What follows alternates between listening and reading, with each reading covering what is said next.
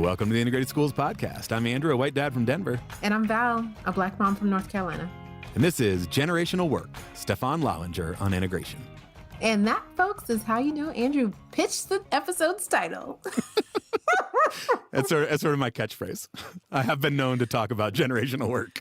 And I love it. I am so glad that you talk about it because I think it is a good reminder of the investment that we're making.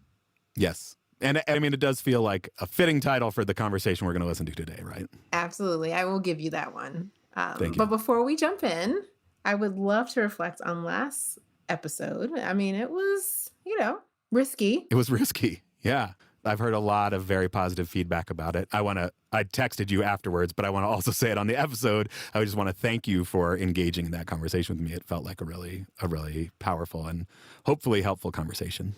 Yeah, I will say the best feedback I got was from my in-laws. I didn't know they were listening. Wow. So hi, in-laws. And so they really got into the episode as well and were able to relate. And it was just really powerful too, in that idea of generational work, that multiple generations are listening and engaging with the podcast.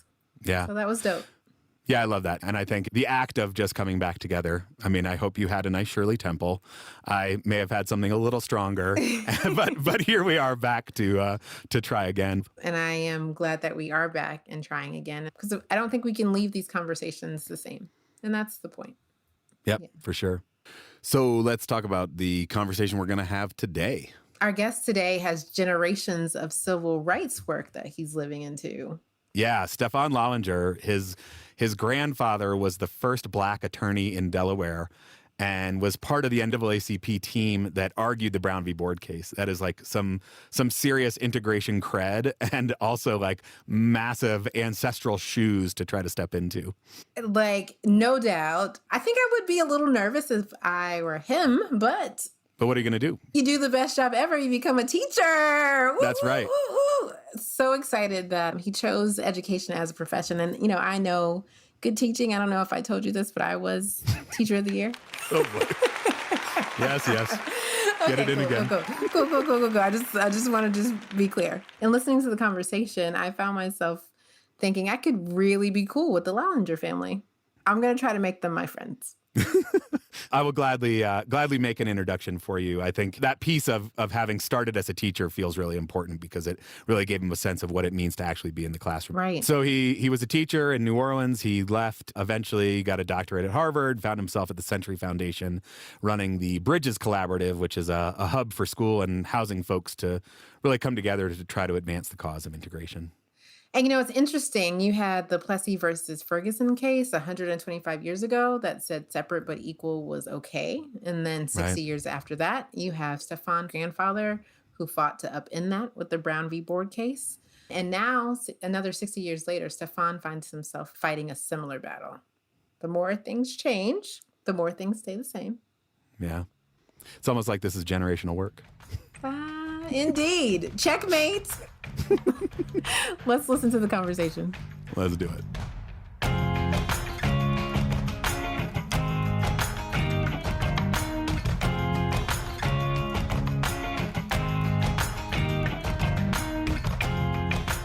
My name is Stefan Lallinger. I'm the director of the Bridges Collaborative, and I'm a fellow at the Century Foundation. I'm really excited to be here.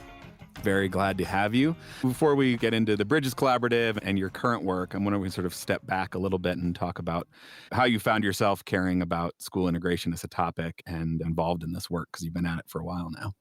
Absolutely, Andrew. I mean, it happened very, very young. And it happened young because of my family's history in this area. So my grandfather, whose name was Lewis Redding, was a lawyer who spent most of his career working on issues of desegregation and ensuring that Black Americans, particularly in the state of Delaware, which is where he practiced, he was the only Black lawyer in Delaware for about a quarter century, if you can believe it, Wow. And spent much of his career working on behalf of Black Delawareans who just weren't getting equal treatment in the state of Delaware, particularly at the hands of the government. And so that ultimately led to his involvement in Brown versus Board. He brought 2 suits in Delaware against local municipalities that were not granting access to African-American students, to local white schools.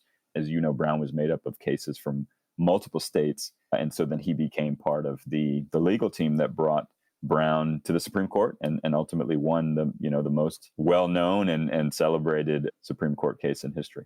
Yeah. He's a fascinating character. I can imagine you probably didn't end up with a whole lot of choice in terms of the influence that he had on your life, because he was born in 1901. Is that right? That's right. He had my mother very late in life. He had my mother when he was 55 years old. And so what that meant for him was that he was born in 1901 at the turn of the century. And what that meant for me was, I really only got to know my grandfather for a few years because he passed when I was fairly young.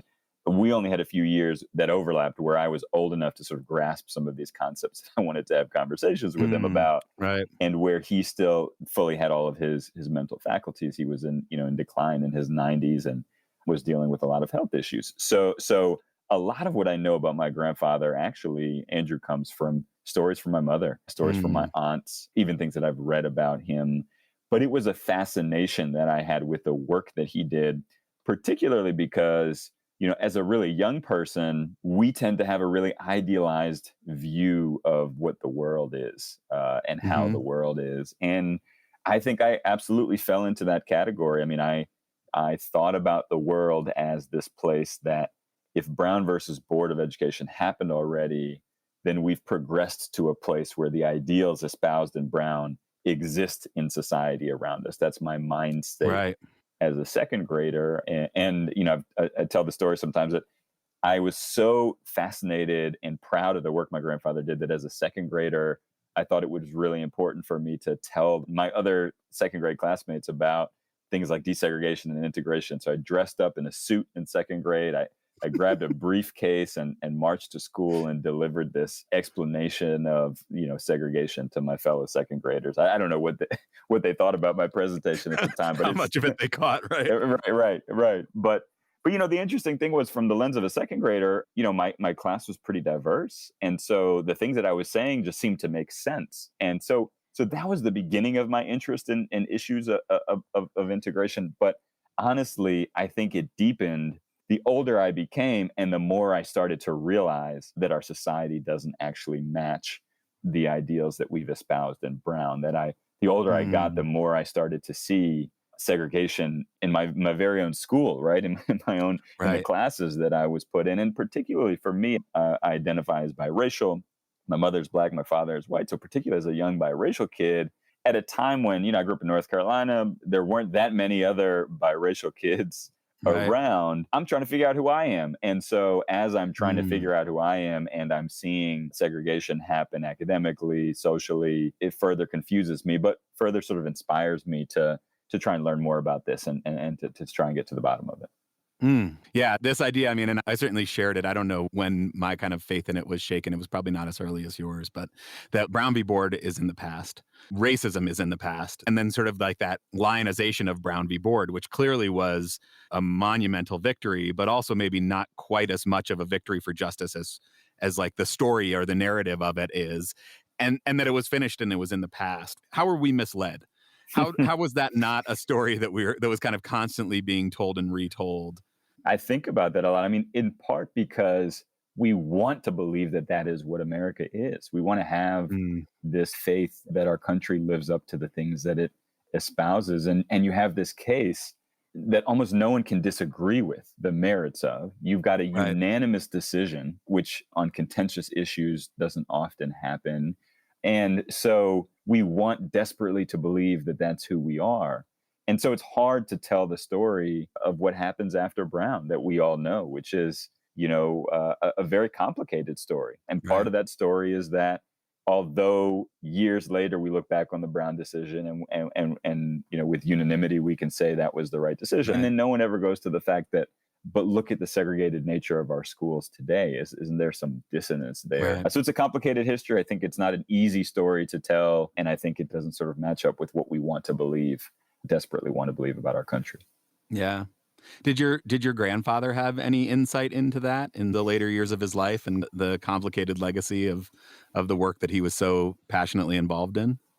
It's a really good question. One that I was never able to pose to him directly, and one I'd be really interested to get his take on. I'm often asked, what would he think about the state of schools today? Or when I was leading a school, I think, you know this, I was the principal of a school in New Orleans that was not segregated by law, but functionally segregated. Right. So I often thought about that. You know, here I am, the grandson of a man who 6 decades prior won this Supreme Court case, and I'm the principal of what's functionally a segregated school. So I think it's safe to say he'd be highly disappointed, you know, that we hadn't made more progress 6.5 decades on. But I don't think that he was blind to the fact that, you know, progress is hard fought, and that even if you pass a law, even if you get a Supreme Court case decided in your favor, society doesn't turn just like that. Right. So while he'd be disappointed, I don't know that he'd be entirely surprised. I think he probably would be dismayed at the degree of the backslide that we've seen, not just over the last couple of decades, but just even over the last 5 and 10 years, as more statistics come out about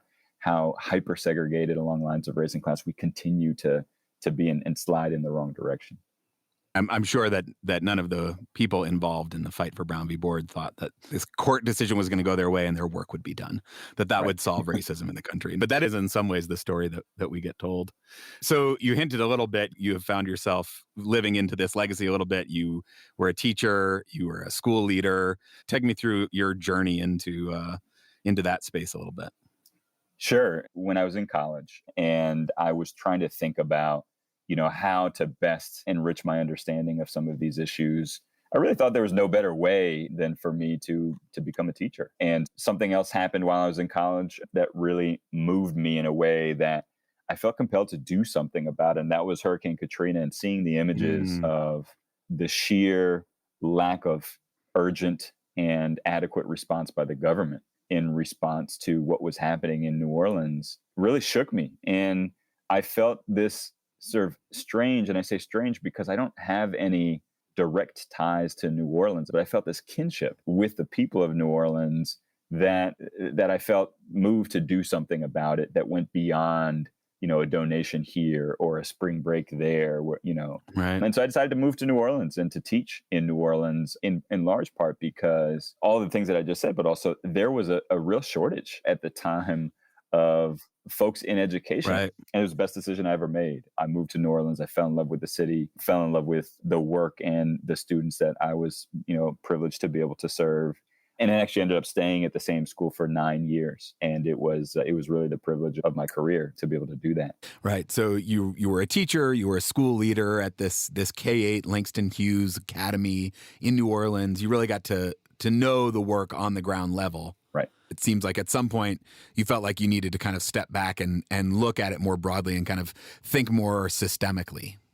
At some point, I started to look at the situation in New Orleans, and here we were after Katrina. They've sort of remade the system. As you know, there are a lot of charter schools in New Orleans at the time, and a lot gets made of that. I am not one who wades into taking sides on the sort of charter movement there, more so than what I think are some of the other stories that get buried in the broader New Orleans story. One of which is around segregation, which is that, so you have a system after Katrina that has now found itself an all-choice system. So where you live doesn't have anything to do with where you go to school. You know, you apply to school, and you could live on the West Bank of New Orleans and you could go to school in New Orleans East if you wanted. You could live in the French Quarter and you could go to school in Gentilly. The point is, one of the key things that we often think about in terms of upholding segregation, which is the fact that in most parts of the country, where you live dictates where you go to school, and where you live is segregated. So we'd done away with that. And yet we still had segregation. And so that, was a very real example for me of, okay, this thing is not just about severing the tie between where you live and where you go to school. That's a piece of it, clearly. Right. But you can do that and still not have integration. And New Orleans is a perfect case in point in that. And so at some point, I wanted to really take some time away to think about what are the levers outside of the school building itself? Because we had taken several steps at the school to think about ways that we might be able to have an integrated student body in a neighborhood that was actively becoming more and more diverse, in a neighborhood in Gentilly where we saw tons of white families and middle-class families in the neighborhood, and none of them attended our school. Right. So for me, I wanted to spend some time digging into this issue some more. And so that's when I went to go pursue my doctorate in education leadership to study this thing full time, and had the wonderful privilege to be able to do that. It was a very difficult decision because, as you can tell, the way I talk about Langston Hughes is, it's a very special place to me. It's very hard for me to leave. There were some days where I woke up, thinking that this was going to be the job that I did for the rest of my life, being the principal of that school. I enjoyed it that much. And so it was a difficult decision, but ultimately, gave me the time and the space to really dig into these issues in ways that I hadn't before. As part of that, I got to spend a year at the New York City Department of Education, working under Chancellor Carranza, who at the time was, brand new to DOE. He was talking about this issue, and it was just so inspirational to me to have, for years we've had leaders, superintendents, politicians run as far and fast away from this issue as possible. And here's a man unwilling to even say the word integration, much less do anything about it. And so here's a man who, on his first day on the job, is talking about what he notices. He's not from New York, so he can say, look, I just got here, and this is the most diverse city in the world, and you guys are really segregated. Like, what's going on here? And demonstrated a willingness to do something about it. And so I had the privilege of working in the chancellor's office, and it just gave me a first-hand look, the messiness and the depth of the politics involved in making the kinds of large-scale changes that you would in the largest school system in America to try and make it a more integrated place. And so yes, the combination of all of those experiences have given me a particular lens on this issue that I've tried to, hone over the years and think about really strategically with folks who are in the field, practitioners, to think about how we can actually make some movement on this issue as practitioners. Yeah. So what are the kind of like big lessons you took away? I mean, you have New Orleans, this sort of let's remove the, relevance of residential segregation to schooling, and we still see segregated schools. And New York City, where there's no reason that schools could not be integrated in New York City, the most diverse city, potentially in the world.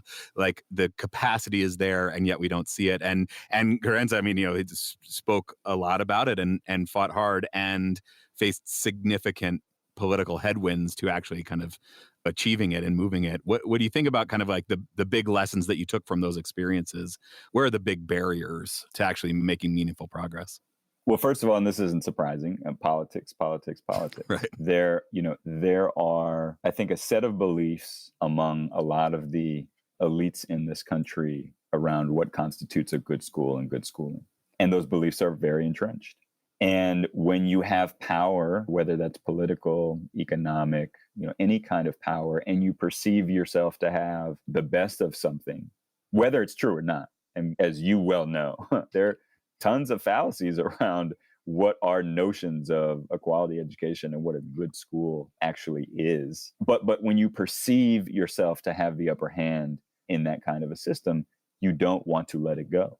And that manifests itself in different ways in different situations. So in New York City, there are a group of parents who exert a lot of influence and a lot of power on city politics. And it's not in ways that are always visible. And so if that block of parents wants to resist change, they have a lot of different ways to do that. Even if the data is in your favor, even if logically the changes make sense, even if you can point to research that says why this would be better for everyone, politics trumps all of that. And so being smart about the politics is both really, really difficult and really, really important. Again, this isn't a new lesson. I'm not sort of like, sharing anything that's some sort of secret thing that we never knew about this. It's always been about the politics. The political challenges are different today than they were in the 70s and 80s and 90s. And even the way we talk about the issue is different, and some of the obstacles are different, but it's still ultimately, you're trying to make big changes about things in the public domain in an area in which people both feel entitled to and actually do have a lot of power and can hold people accountable in certain ways that make it really, really difficult to make some of the changes that need to be made. Yeah, that political force that you're referring to is so often white parents and other parents with privilege. The story is similar, mayoral control or not, New York City or other cities. I think that sort of drives a lot of our work, is like, how do we try to interrupt that? Because it does seem like the barrier all along the way is white parents and how we show up and how we kind of wield the power over the institutions that we design, that we then design to cater to our needs, and that we design to, maintain these kind of advantages that we have. Yeah, I think that is certainly right. I would add to that. I think it goes beyond just the block of white parents, which are not a monolith, to include elites of all races and Mm. backgrounds, right? Who breathe in these sort of notions around what quality schooling is. And this is, another topic that I'm really passionate about, which because I get a lot of questions about this, and you and I have talked about this before. One of the things that was interesting to me when I started to talk to other integration advocates in 2021 was being, pretty surprised at how white dominated the space was, at least among the folks who comment on this and write about this issue. For a person of color to be in the space, a lot of questions that I get are from people of color who have their own skepticisms about integration. Right. And it's a topic that I'm really, really passionate about too, because yes, it's important to mobilize white parents to consider the ways in which the system responds differently to the needs and wants of white parents than to students of color typically. But also it's important to engage people of color who are skeptical of this, oftentimes for historically legitimate reasons. And it's incumbent on us to talk about how is this endeavor, this effort that we are undertaking today different than Yeah. what has happened in the past? Because the criticism that I hear a lot of times from people of color, particularly of, my parents' generation, is, and this is them speaking in the first person, I went through desegregation. And let me tell you, there's some stuff that we had to face that I wouldn't wish on you or I wouldn't wish on your kids either. And Right. and that's the piece that we don't talk about enough, and that we should, because I think there are a lot of lessons learned there, which is that, the way desegregation happened, particularly through court order, was often destructive to communities of color in that, you had Black teachers who lost their jobs and weren't able to get them back. You had Black principals who lost their jobs and weren't able to get them back. You had Black students who were entering openly hostile environments. Right. You had situations where, and this was Du Bois's, 3 decades before we even get to the era of court ordered desegregation. Du Bois's main worry and concern about integration was that you had a whole bunch of white teachers at the time, and this was, I think, in the 1920s or 30s that he was writing about this, who carried actively hostile and destructive views and understandings of the history and the contributions of Black people in this country, that he was worried about the well-being of Black students in those spaces. So Right. if that's the lens that you're coming from, it makes sense that you would be skeptical about integration. But that's why I think it's so important for us to talk about what our vision is for integration in 2021. It's not that. It's not for Black students to enter, openly hostile environments. It's to make sure that there's representation for Black students in integrated spaces. It's to make sure that Black students have role models in integrated spaces. It's to make sure that the curriculum that we have in integrated spaces is affirming and speaks truth about our nation's history. And all of those things are possible. And we know that when we do those things, it's so much of a richer space for all kids, For everyone. for everyone, right? And so Yeah. that is something we don't talk about enough because we're afraid to engage with, folks who may be skeptical of this endeavor for legitimate reasons, historical reasons. And I just think we should talk about that more often, because the more we talk about that, the more we make sure we don't make some of the same mistakes that we've made in the past.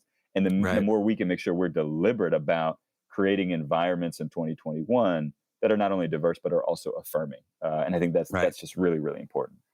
Yeah. Talk a little bit more about it, because I do think there is that like totally legitimate skepticism of kind of well-intentioned white folks who are sort of were responsible for all the ways that desegregation probably went wrong in the past.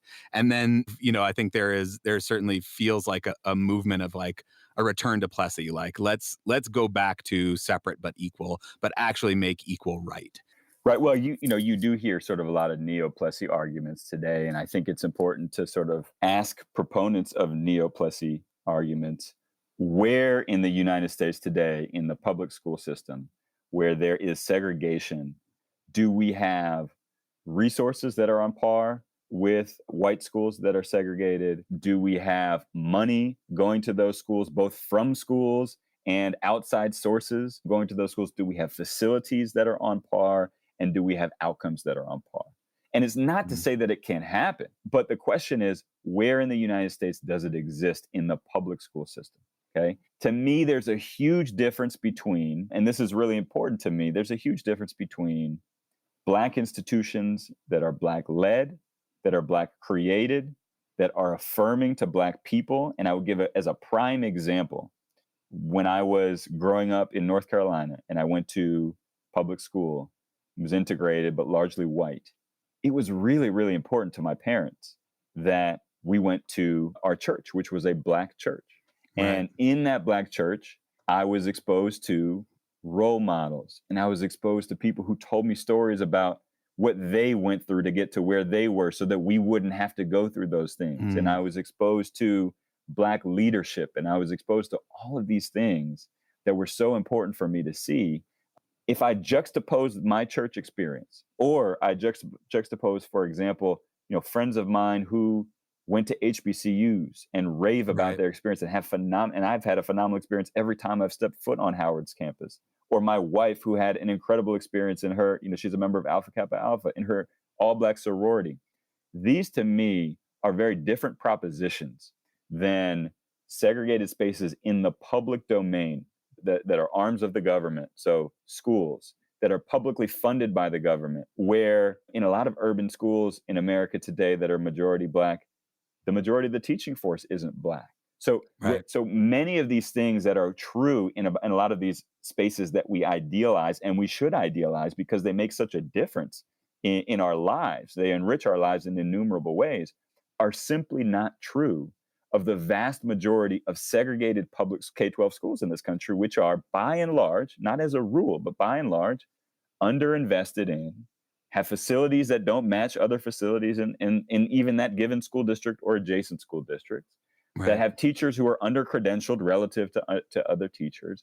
So these are not the same kinds of spaces that we are talking about. And if we could be guaranteed to create some of those spaces, that would be a completely different proposition. But that's just not the way that history has shown us our society is set up or works, that those resources aren't going to sort of magically be funneled to segregated institutions that are paid for by public tax dollars. So that's the sort of, for me, one of the principal arguments against this sort of Neoplessyism that I think comes up a lot, is that let's talk about what we actually mean and what's possible, and show me some evidence of where this exists in things that are funded by taxpayers. And then there's a whole nother argument with it, which is just sort of for us as Americans, right? Yeah. Is there not a value proposition, particularly after a contentious 5 to 10 years that we've had in this country, where people can't agree on anything, where people disagree about literally everything? Is there Right. not a value proposition, and people who come from different backgrounds, who look different from one another, who speak different languages or practice different religions, coming together on a regular basis to work together and to learn together? And wouldn't that make our society better? So that's a whole nother piece that I think is not incompatible with people who are racial and cultural minorities in this country. And I use that term just to say they're not part of the mainstream, need to have spaces that are affirming for them, and that we do better Right. in society generally when we have those spaces. That's not in opposition to the fact that we should, in our public K-12 schools that are funded by the government, encourage people of different walks of life to live together, to learn together, to work together, to solve problems together, because we know the problems facing this next generation are not solvable unless people actually come together to work on them together. So I think there are a lot of arguments against this Neoplessy sort of vision that some people put forward, and those are the two I think that are most important. Yeah, I totally agree with both of those. And I do think that second argument is important because I think there's no question about, the power of an HBCU or an all-Black church to kind of build social and political capital for Black folks, for brown folks, for Indigenous folks, for, wherever those sort of institutions exist. They serve an important role. And yet what's the kind of, 50-year, 100-year, the generational plan if you just invest in creating more spaces like that and create more and more separation? Where do we end up 50 years from now? Where do we end up 100 years from now? And there's an understandable tension in that long term, but I think it is kind of solved by your second point, which is like the only way through is together. Like the only way that our kids and our kids' kids have, in some ways have even a planet to live on in the first place, but certainly to solve any of the other, plethora of challenges, the only way they're actually do it is by finding each other's shared humanity, is by doing it together. That's right. And the other thing, Andrew, is that, kids are ready for this. Kids have been ready for this. It's the adults Yeah. who, get caught up in the politics and the ideas about what a certain kind of school means for their kids' education. But kids, I watch my daughter, who's 2, go to her school every day, and it's a wonderfully diverse school. But how much would I be depriving her if I only sent her to a place with other kids who look like her, came from the same background as she did? We'd have a pretty hard time. Because she's her mother is of Haitian descent. I'm, half black, half white. My dad's German. So it'd be difficult to find a critical mass of people like that. But that'd be a very niche school. Yeah. Yeah, that's a good kind of summation of the problem, of the call of why we should be pushing for integration. And I think it is important to, like you said, kind of distinguish between true integration and, desegregation efforts of the past.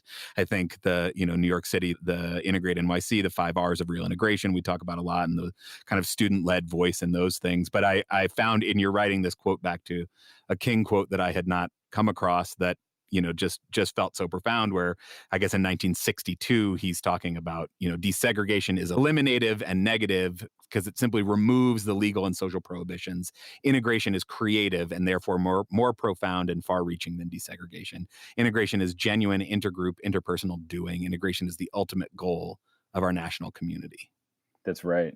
Every time I read Dr. King, I'm astounded at both his ability to understand issues at a depth that other ordinary human beings can't, myself included, and his ability to sort of forecast the issues that we will grapple with in the future, but also finally his just optimism. He's always optimistic and thinking about what is possible and how to bring the best out of humanity, particularly at a time where in our politics it seems like it's a race to the bottom. And people are, fear mongering and trying to see the worst in each other. Dr. King always had that optimism. And so I love that quote because I think he presents both the dilemma of what desegregation is, and if we just do desegregation, what we could get as a result, but the promise of what real integration actually could be. And if we just drew the best out of ourselves and the best out of each other, what we could achieve together. So it's one of my favorite quotes. He's optimistic without like rose-colored glasses. I think later in that same piece, he says, despite the tremendous difficulties that integration imposes, nonetheless, work towards its implementation is not to be abandoned for the sake of approximating the more accessible goal of desegregation. And I think that's in some ways what we did, right? Like the failures of Brown are tied to the fact that what we did was desegregation. What we did was say, integration is hard. Creating spaces that are welcoming for all people, that value all people, that create an environment where we can all find each other's shared humanity on equal footing is really hard.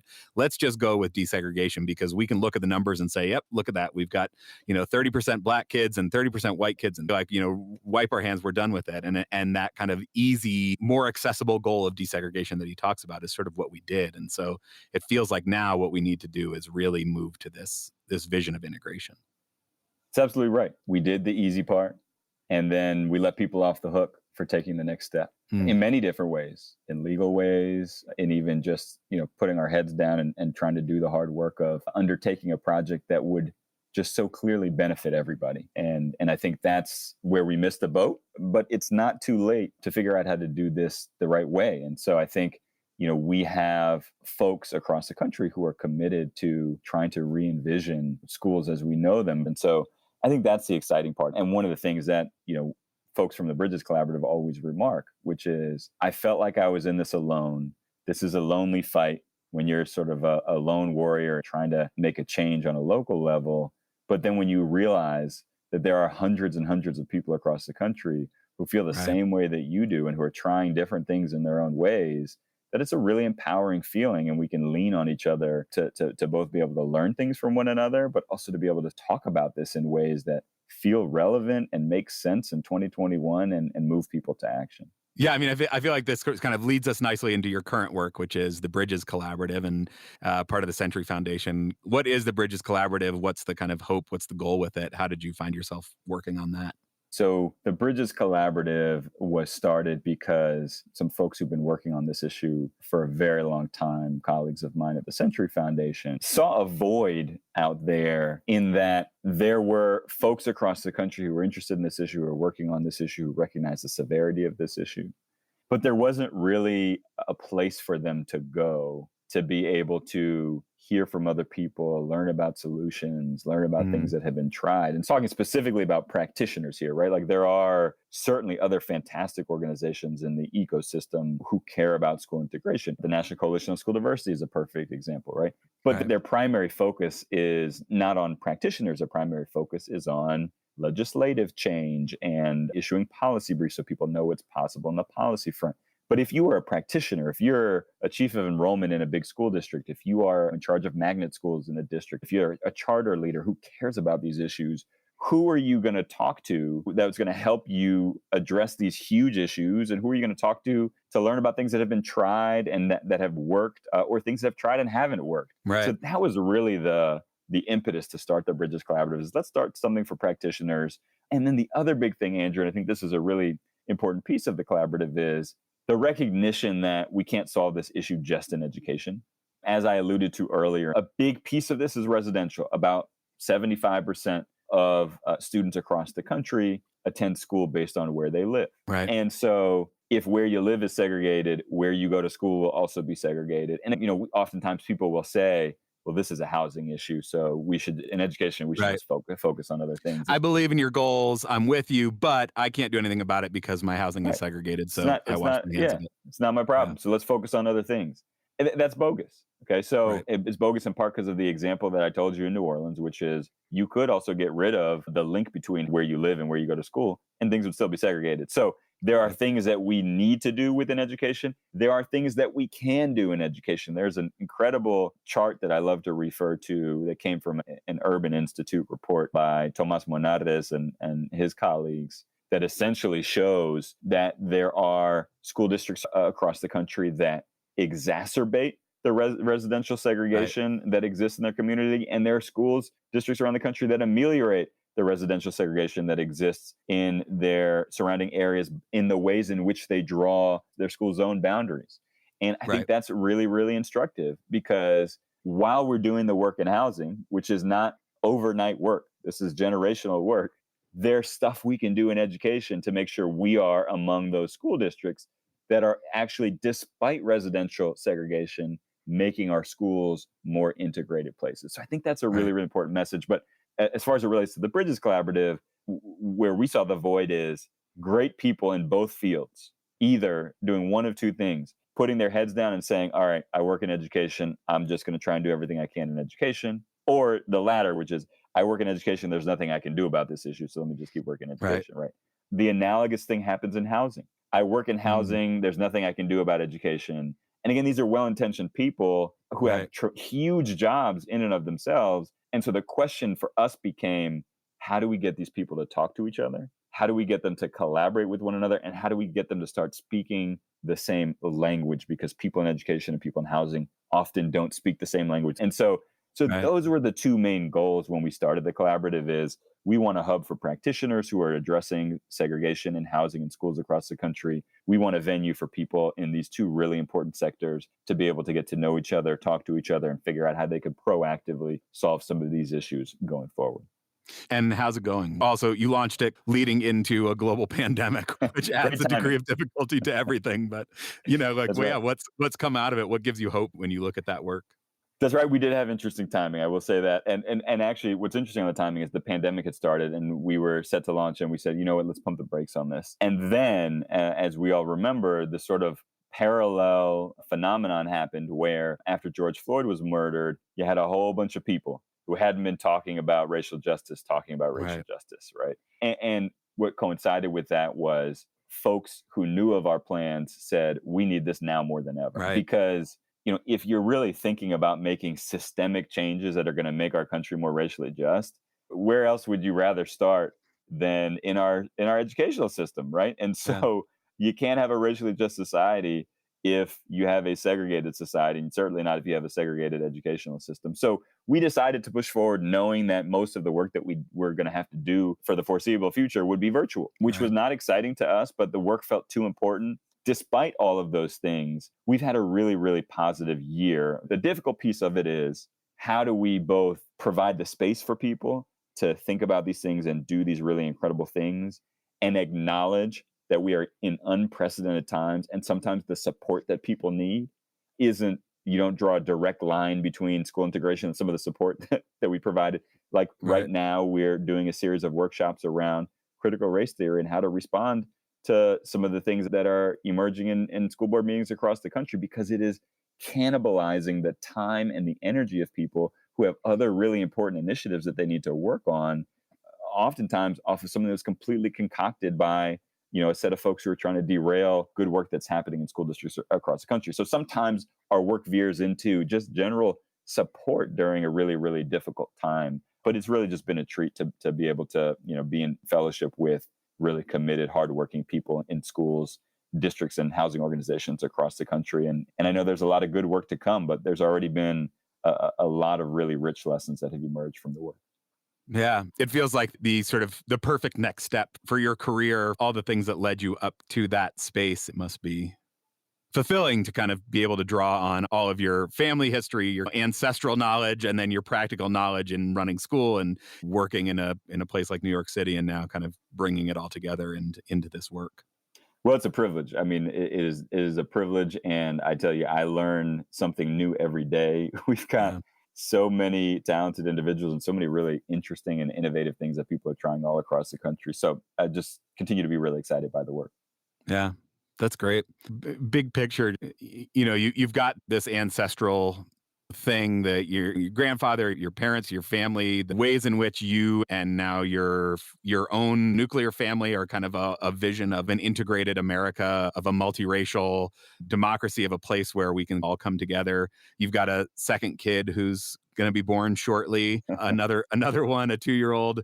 I think probably even by now with only a 2-year-old, that kids are much more likely to do as we do and not as we say. As you kind of think about carrying that legacy on and the legacy you want to pass on, what do you hope your kids will see you doing? What do you want them to take away from the work that you're contributing to this legacy? Gosh, that is the ultimate question. And I think that is how I would really want to lead my life. And first of all, pray for me on the, having 2 kids, 2 and under. That's a lot. I got to get past that first before I can start dreaming on a high level. But I think at the end of the day, what is really, really important to me is that both of my kids get to experience just being themselves, being who they are, and that who they are is welcomed and is affirmed and is embraced in the spaces in which they have the privilege to move.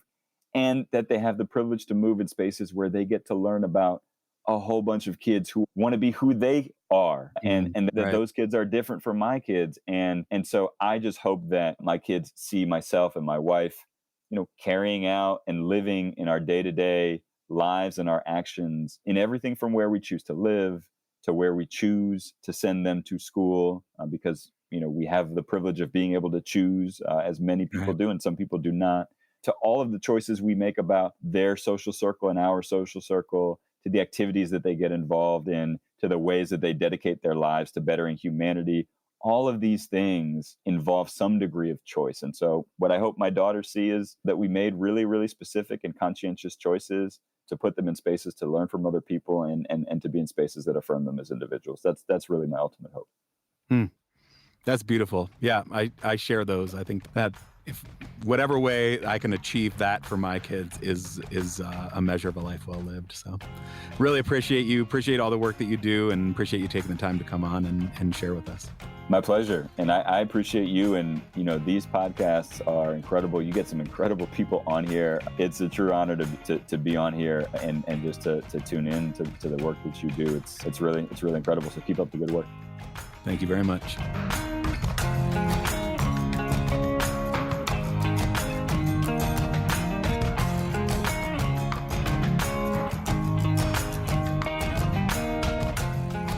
So, Val, time for takeaways. So much there. Do you have a place you want to start? So one of the things that's really been, sticking with me since the conversation is this question of, when were you first aware of Brown? And then when were you first disillusioned by Brown? This idea of Stefan as a second grader, marching into school and telling all of his classmates about his family's legacy and these important issues, but not having the kind of context at that time to realize the ways that as a country we weren't actually living into the ideals of this case that his grandfather fought for. I found myself wondering, what did I think as a second grader about this country and equal rights and schooling? I'm not sure, but certainly at that point, I was already going to a racially isolated school. But then also, I thought about how, as a second grader, he was equipped with that knowledge to go and share that with his classmates. Mm, And the importance of, when we talk about the generational work, of us as parents having these conversations with our young people, right? right. So his family clearly did. And so I think I was just super happy to hear that, right? That a second Yeah. grader went in so self-assured and like, here's my family history and here's what we all need to know and here's why we should be proud of who we are. Where I'm sure some other second graders were like, I have no idea what you're talking about. Right. And I have no idea like what my grandpa did or Right. like what things my parents or my grandparents cared about as the focus of their life work. I mean, I feel like that's another Right. piece that felt empowering to me and feels like it must have shaped him in so many ways. It's like, at least by second grade, he had the story of his family and what things they cared about passed on to him. Yeah. Did you have that by second grade? Not at all. Yeah. I don't know. I don't know what I knew in second grade. I mean, I was in a racially segregated school. I was one of the minority students in that school. Mhm. But even given that, and this is probably like my whiteness showing up, but like even with that, I still understood Brown v. Board to be in the past, understood racism to be in the past. You know, like I didn't make the connection between the fact that most of the kids in my school were black and that we still lived in a society that would segregate kids, that we still lived in a society that had racism in it. And I was not like disappointed to find that we were not actually living up to the ideals of Brown until much later, probably high school.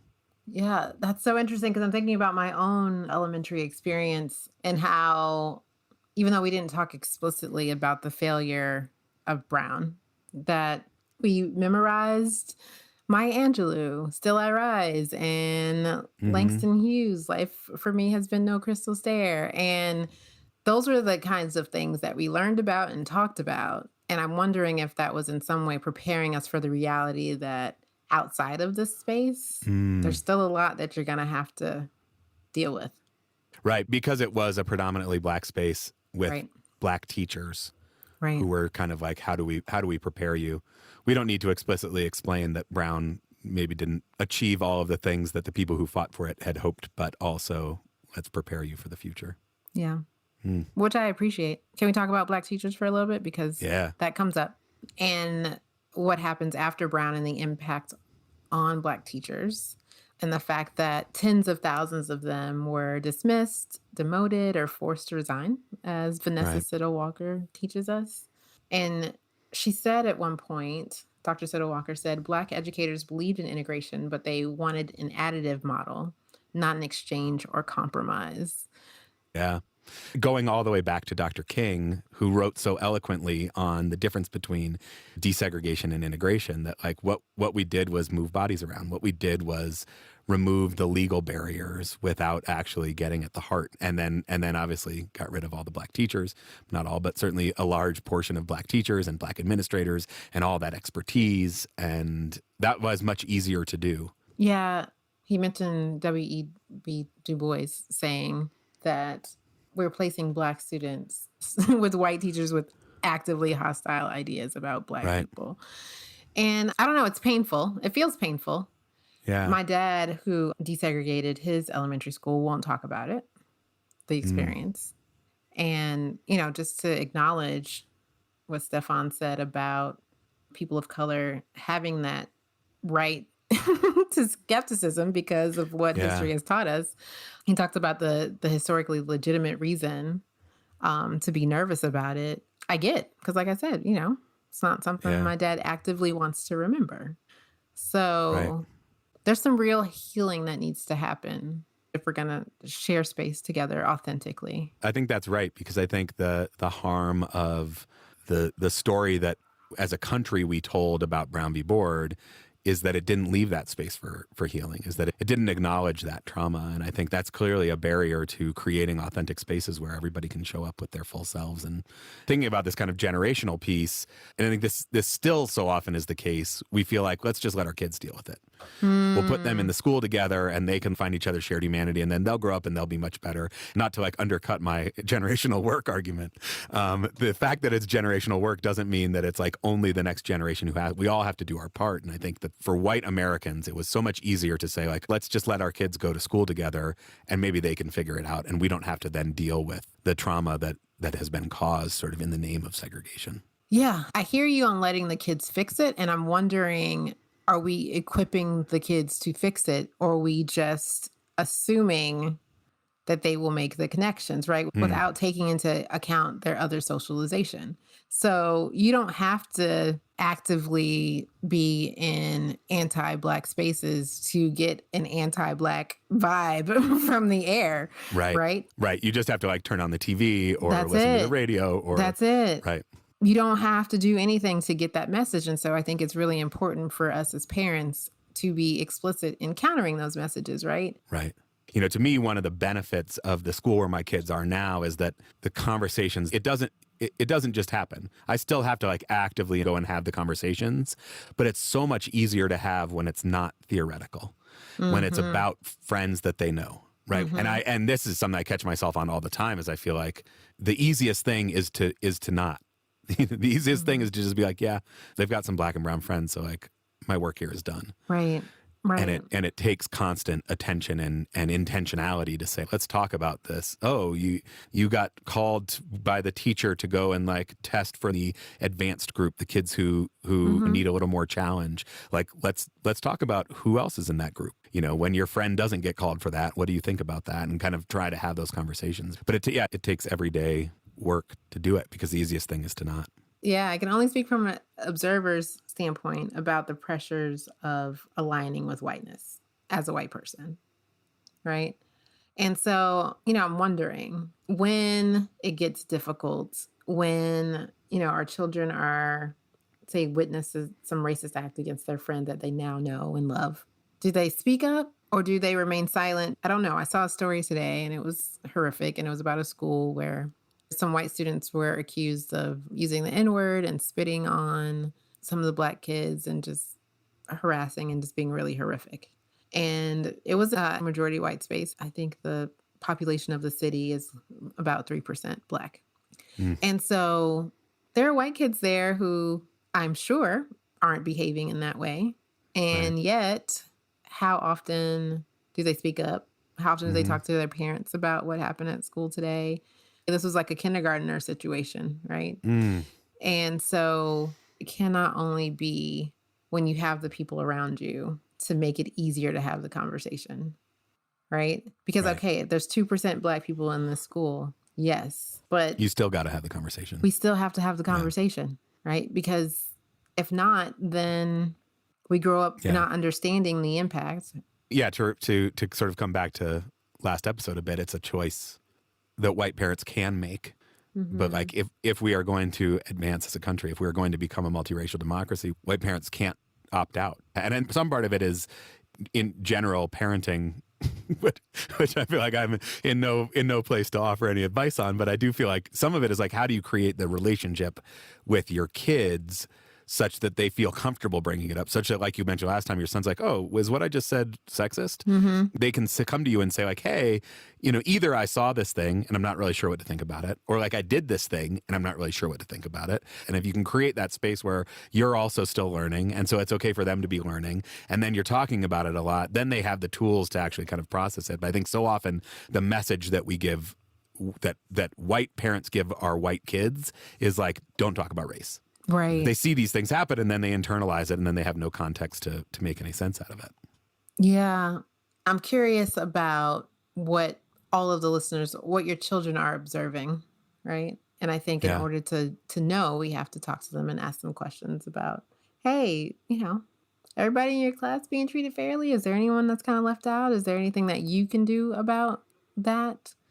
I think those are the kind of ongoing conversations we need to have in our integrated spaces to remind folks that being in proximity isn't enough. Right. And I think that learning to be silent around race and racism is detrimental. And so, how do we create those spaces in our homes where we don't have to be silent about it? We can be confused about it together. As you mentioned, we can learn about Yeah. it together. We can be frustrated about it together. I think those are Yeah. important places to be. You Yeah. mentioned, and Stefan also quoted MLK. I too have an MLK quote that I Bring it. love. Yeah. I think it's my favorite MLK piece. And I spent maybe a year or so trying to read everything MLK. So, and this is one that stays with me forever and probably why I agreed to do this.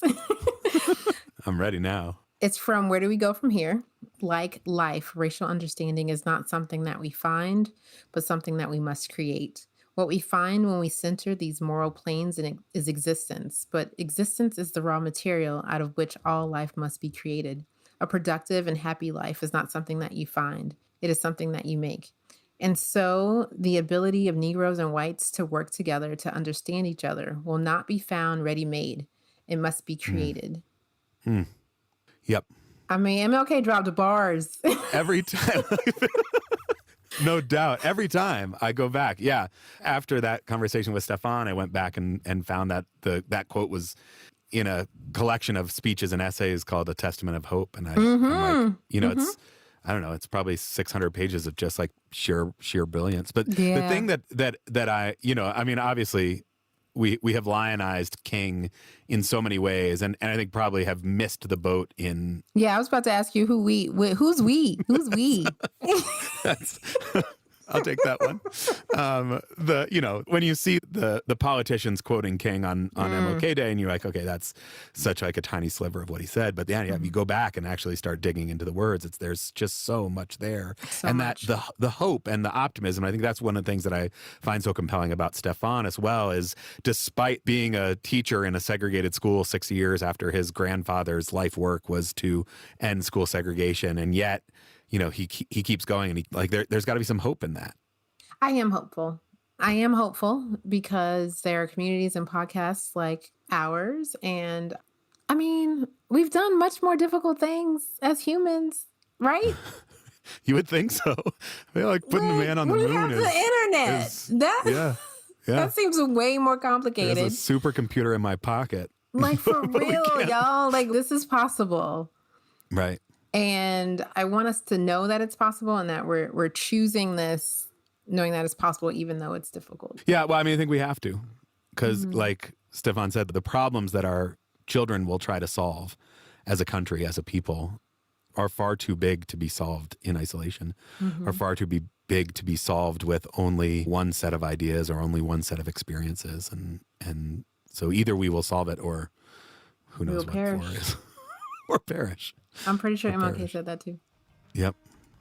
Well, these conversations give me hope, Val, and I'm really grateful to you. I'm grateful that we're going to solve it all next episode. Yeah. Is that a reach? If you weren't going to hit that follow button, now you definitely have to, because we've got big plans for next episode. We're solving it all. Yep. The other thing to add, just like a little bit of hope since we recorded that conversation, Stefan's new baby Soroya, was born in early October, and they are all happy and healthy. Congratulations. And when you become friends with my family, we are great babysitters. Well, thank you, Val. It's an honor to be in this with you as I try to know better and do better. Thank you, Andrew. Until next time.